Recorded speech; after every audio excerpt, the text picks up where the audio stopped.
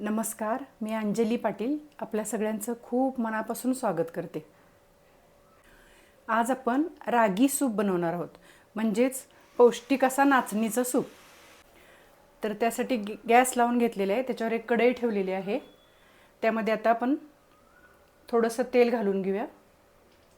तेल अगदी कमी घालायचं, 1 चमचा होईल एवढंच। तेलामध्ये सगळ्यात आधी लसूण टाकून घेऊया।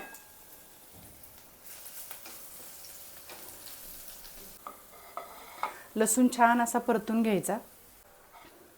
थोडंसं आलं घालून घेऊया।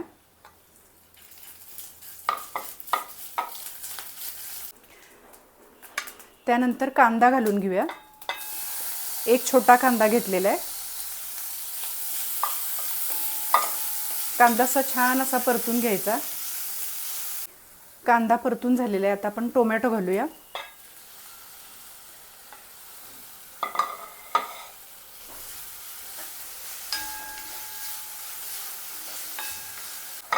टोमॅटो परतून झाला की भाज्या घालून घेऊया आपण।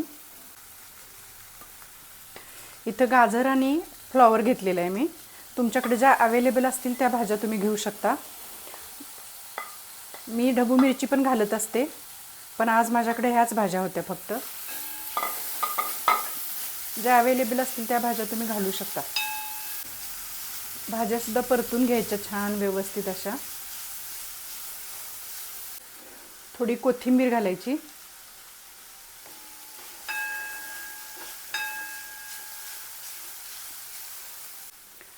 अर्धा चमचा मीठ घालायचं।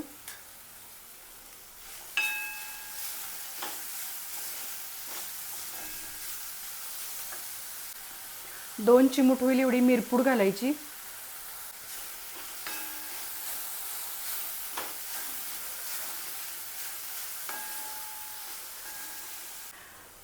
भाज्या झाकण लावून 1 मिनिटभर वाफवून घेऊया। 1 मिनिट झालेलं आहे। आता ह्याच्यामध्ये आपण पाणी घालून घ्यायचं।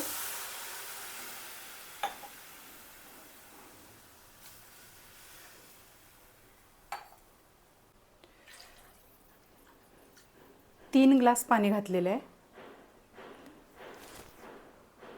पाण्याला उकळी येण्यासाठी थोडंसं झाकण ठेवूया आपण।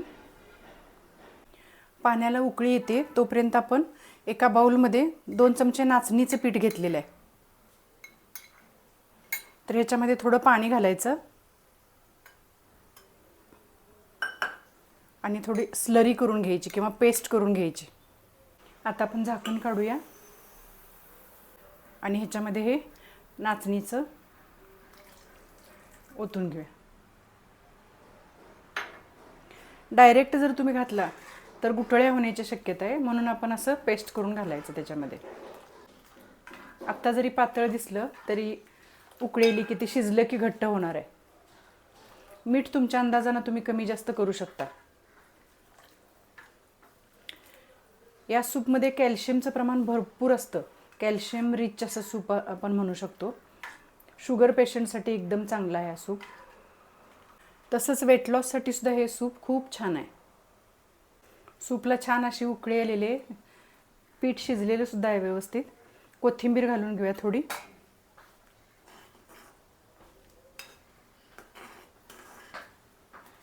आपल्याला पाहिजे तशी कन्सिस्टन्सी झालेली आहे।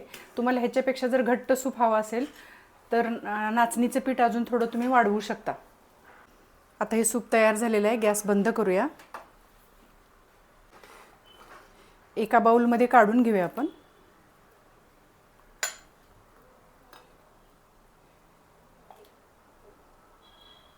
हे तुम्ही संध्याकाळच्या वेळेस घेतलं तर अगदी पोटभरीचं असं हे होऊ शकतं। बघा, मस्त असं आपलं हे सूप तयार। तुम्ही पण करून बघा आणि मला कमेंटमध्ये कळवा। माझा हा व्हिडिओ तुम्हाला आवडला तर लाईक करा, सबस्क्राईब करा आणि शेअर करा। थँक्यू।